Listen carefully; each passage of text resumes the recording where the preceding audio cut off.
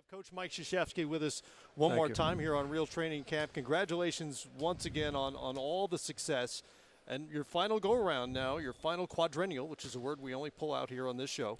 I know you've got a job to do here, obviously, to prepare Grant for didn't use that word. No, Grant didn't use that word. It's not a Duke word, by the way. Actually, it's not a word anywhere South else. Lakes. Outside the context of an Olympics, I don't think it's a word anywhere, in fact. I know you got a job to do, obviously, to prepare for these games coming up. Have you had any chance to reflect a little bit on the last 11 years as the head coach of this program and what it's meant to you? Well, I will when this is over. Yeah, I think one of the main lessons I've learned in coaching is not to have a rear-view mirror and not to look too far ahead, but to be immersed in the moment that you're in.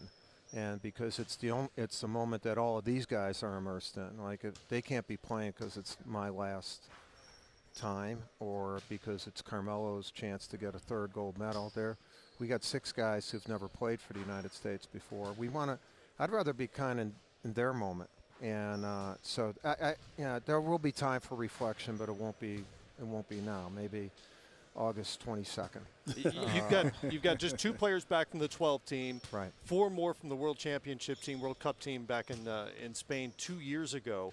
As you look at the way the roster is assembled, how would you describe the character in terms of what kinds of players you have on the floor? Well, they're all excited to be here. That's the first thing, and they're all very talented. I think it has a chance to be an outstanding defensive team because we have a lot of guys 6'6" to 6'9", who are really good athletes, can move their feet. They're obviously going to be very unselfish, and I think versatility is a key thing. We have 2 big guys that are big guys that we really haven't had since Beijing with Dwight and Chris Bosh, and so that's different. And then we have excellent scoring capability. And we got to make sure they're not too unselfish. Like yesterday, they were really passing the ball around, they were so excited. And this morning I told them, I said, when you pass, just catch and look at the bucket for a second. Just instead, they were doing and they were trying to get everyone. It looked like we were like a chorus line or something, trying to some synchronized swimming or something like that. And they're all explosive scorers. But we have great leadership. Carmelo did an amazing job yesterday in being the veteran. This is his 4th Olympics. You talk about commitment. Holy mackerel. And he was very vocal, as was DeMarcus Cousins. And, when you have somebody talking well, it's contagious. And those 2 guys really did a great job of talking. Coach, when you look at it, first of all, it's great to hear that you have a problem guys passing the basketball. I mean, you can see the culture. Seriously, from me being back playing in 94 to 2000 guys moving the basketball. I wanted your mindset. Usually you and Jerry have somewhat of 10 guys that you knew were going to be on this team. But because of so many guys have dropped out, how do you approach this training camp? Does this mean a little bit more? We don't look at anyone not being here as dropping out. Okay. And just like we never look at anyone not making it as being cut. We have a great concept that we initiated about 10 years ago as pool. In other words, 25 to 35 guys were already on the team. Now, because of 3 very human things that happen to people, injury, contracts. A year later, I'm bringing in Mike Krzyzewski, and the managing director of USA Basketball is with us here in Las Vegas. Good to have you with us once again. Thank you. You're a team builder. That's what you've been doing most of your career, including now with the 76ers again. So you're the guy on the end of these phone calls over the course of the summer from guys saying, I'm in, or in some cases, I'm not in. And, of course, that was a big news item over the summers. Yes. Who is not playing this summer? Yes. What's going through your head as you start to hear from the likes of LeBron James and Steph Curry, et cetera, about not being there? Does it immediately turn to, okay, well, we've got to slide this guy here, move this guy here, we need more of this, less of this? Well, all of the above. Something you don't anticipate is what we had transpire this summer, and it was exacerbated by some of the conditions in Rio and the Zika virus. Right. And I mean, no one knew anything about that, until a few months back. So anyway, it was you have to adjust. the purpose of having a national team roster of 25 or 30 people on a roster is to take care of any potential issue that comes up, injuries, contract negotiations, personal issues, or just a decision that a player needs to rest because they're beat up during the course of the season. So I tried to switch the dialogue from who's not going to play to who is going to play, because there's a bunch of guys here who can play. Sure.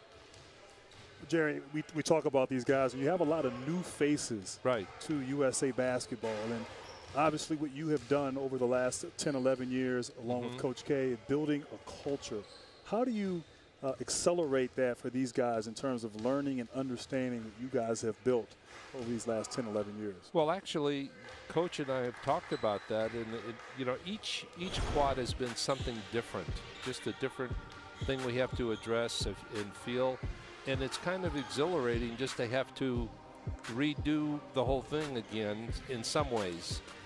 So it's a combination of players who have had experience, you know, a couple of gold medalists, Olympic gold medalists, 4 World Cup gold medalists, some new faces, but they're all the kinds of people, character-wise, that it's going to be easy to blend. It's a matter of them spending, the more time they could play together, practice, bond, all of that, we're going to be fine. We're going to be ready, and I anticipate that this is going to be a terrific team. I really believe that. And it's not about comparisons, about who could have been, what might have been. That's yesterday's news. We're concentrating on the guys who have committed themselves. They're here to represent their country. They're excited about it, and we're excited to have them. Jerry, to just what Grant said about the culture you built, I would love for you to talk about a guy who I think has given such a commitment, Carmelo Anthony. Absolutely. To each quad coming back, and how important it is and how special it is to have a guy like that that can lead some of these new faces. You know, ironically, he was the first player that I visited with back in 05. And it just happened to fall that way. I was in Washington, D.C. His team he was with Denver at the time, and we had breakfast together, and that was the first player that committed almost on the spot. But it was a situation.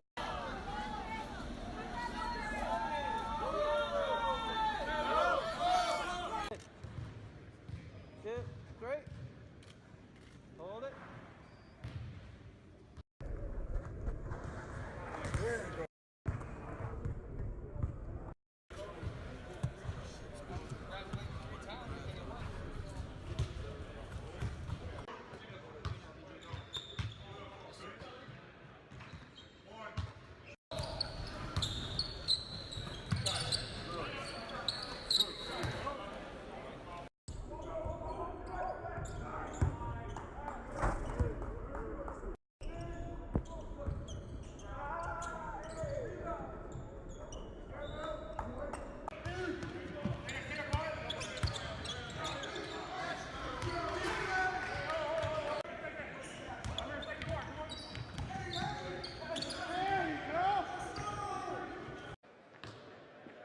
Right there, good, right there. That's it.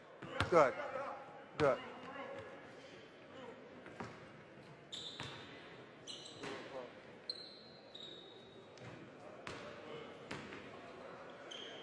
Good, good. That's it. Punch again, punch.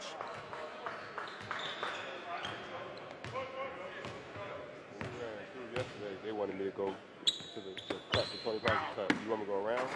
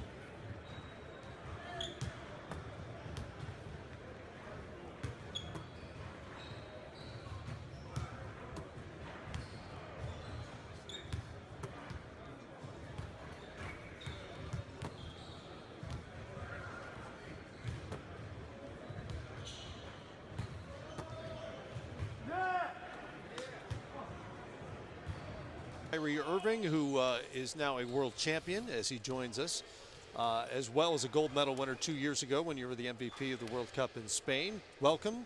Thanks for stopping by. Thanks for having me, guys. I don't know if you're aware of this. It was 1 month ago today. You guys won Game 7 at Oracle Arena in Oakland, and you hit the biggest shot of your life. Yeah. What have the last 4 weeks been like as a champ? It's been a great celebration. It's been a great celebration, understanding what we accomplished. It was the hardest thing I've ever had to do in my life, but I didn't want to take that moment for granted. Seeing my dad and my sister after we won, and then having a few weeks just to decompress and just enjoy myself. But now I'm back out here, and this is almost, I would say it's a little step below than winning a championship for me, because this is just an exciting time to be with these guys. Every single day, I was telling Paul George as we watched them, before we came here, I just got done watching your highlights. I was just watching your 2015-2016 highlights, about 8 minutes of just straight highlights. I enjoy seeing great players in a setting like this because they're not in their team atmosphere. They're away from their norm, and they get to come with guys like us and just really just open up. And we get a chance to get to know one another. This will be your first shot at an Olympic gold medal, but you've been through the senior national team experience before. What kinds of things do you learn about teammates that you've only faced before? Well, one thing I really enjoy about USA Basketball is the particular part with the select team. I started there. It was myself, Clay, and a few other guys that now are on the Olympic team 4 years later. And that friendship and that bond of us going to the World Championship and us taking our time and putting in the hours for USA Basketball and now being able to chance to go for a gold for Olympics is a dream come true. Well, Kyrie, I just want to talk about, we were saying it before you came here, if you look at your age and resume from 24 and so much you've accomplished and some adversity when injuries, and then talk about you have a chance to win an Olympic gold medal and also have an NBA championship within months. Just talk about and reflect everything you've gone through, and like you said, this time to be able to be the leader, be the point guard of this team, and that responsibility at a young age and just being 24 years old. I feel like my dad has prepared me for these moments. I try to live and enjoy every single moment and never take it for granted, understanding that it's a process to be where you want to be, seeing players that have come before me, reaching out to guys, understanding relationships and connections that will propel me to be the best player I can be. So I'm really thankful for that. I've had a tremendous opportunity to go to a great university that Coach K is the head coach of the Olympic team, that connection there, and just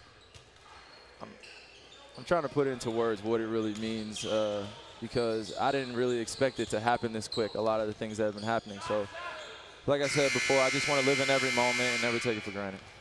Kyrie, obviously in 2014 you played the World Cup. You guys won a gold medal. How did that experience, you feel, help you prepare? Because we know the international game's a little bit different than our NBA game. But how did that experience prepare you now as you're coming in as a veteran of international basketball? Well, it's prepared me a great deal. Understanding the process of being together for a certain amount of days. And I don't know if you guys feel the same way about this, but there's nothing more beautiful than seeing a bunch of great stars come together and we flourish in a tournament against other countries. It's nothing more beautiful for me than that. The ball movement, the game film, and when we go to our respective teams, I don't forget that type of stuff. It's just such an awesome experience, and I just love beautiful basketball with great players. This is the cream of the crop right here, USA Basketball, and we just have to prove it every single night. Is there a teammate, particularly maybe a new teammate, you're most looking forward to getting to know as a player and playing alongside? Kevin Durant. Yeah. I've been a fan of his since I was since he's come into the league, and even when he was in high school. No, yeah, but it feels like I've been watching for a while. I mean, he's accomplished so much. So I'm just a huge fan of his, and watching how maniacal he is about his work, his footwork, his jump shot. I'm telling him every time he shoots the basketball how pretty his jump shot is. It's just I don't get to see it live all the time, so when I do, and I get to see him in this setting, I mean, it's awesome. I don't feel like I need to tell you continued success, but continued success nonetheless. Thanks, congratulations on the World Championship once again, and good luck over the next couple of weeks. Kyrie Irving with us here. I mean, what's the feel? Obviously, this is the first time for you as well. Man, it's a great feel. You know, just being around this group of guys, you know, it's funny playing with each other because you can tell everybody's like, you're open and you make that extra pass, and he's open and he make that extra pass, and everybody just want to fit in. And that's something that, you know, it'll take a little minute to get used to. Nobody wants to be the guy to mess up. Right. And we'll get over that and we'll just play basketball. But it's a great group of guys to be around, play with. Looking forward, you know, to playing with these guys. The thing I love about this team is like guys really lock in on the defensive end. And I think that's part of the thing that's going to make this team special. I mean, you've been doing this for a while, and you're a superstar. You live around that. But do you kind of take a look around during practice and you start naming off all the people who are part of this and then the history that you could make with them? Absolutely. You know, because you got everybody who's in here is the top 2 or 3 best players on that team. Right. When you say top 2 or 3, some of those teams are a little different. So being third best on some of these teams ain't that bad, you know. So it's it's a special thing when you bring all this talent together, you know, and try to form one team, and it's special, you know. So it's you just sit and look around like, man, this is a lot of talent. Until we go up and down. Okay, Hop, you got both. One team there, one team here. 20 minutes on the clock, running. 25. Yeah, In the 2012 Olympics, Greg Popovich is running the select team. Of course, the next senior men's national team head coach for the next quadrennial. There's that word again. As they got ahead of the transition period, and he'll have players, and I'm just going to name a few. There are a bunch of select players here, but guys like Justice Winslow and D'Angelo Russell, Julius Randle, Jabari Parker, Jahlil Okafor, Emmanuel Mudiay, Stanley Johnson, Brandon Ingram, Chris Dunn, Kentavious Caldwell-Pope, Devin Booker, I think I mentioned. Those guys were all in the gym. Aaron Gordon, so many other good young players. And so not only will they provide some competition for the senior men's national team, but it's an evaluation process for the coaches and Greg Popovich as he's thinking ahead to that next quadrennial, including the World Cup, which... What has this experience been like for you here the first couple days? It's been busy. It's been fulfilling. It's been a great learning situation. I mean, we got a lot of players here, as you know, both between the select team and the Olympic team. So, you know, being with all the coaches, with Coach K and his staff, and my staff with the select team, talk great basketball, learn a lot of stuff. Secondly, get to know all these players a little bit more closely. You know, what do they like? What makes them smile? What makes them tick? What do they like with each other? What kind of teammates might they be? You know, all that sort of thing. So it's just fun to be around them and watch them and to learn all that. And then lastly, dinners in Vegas are great.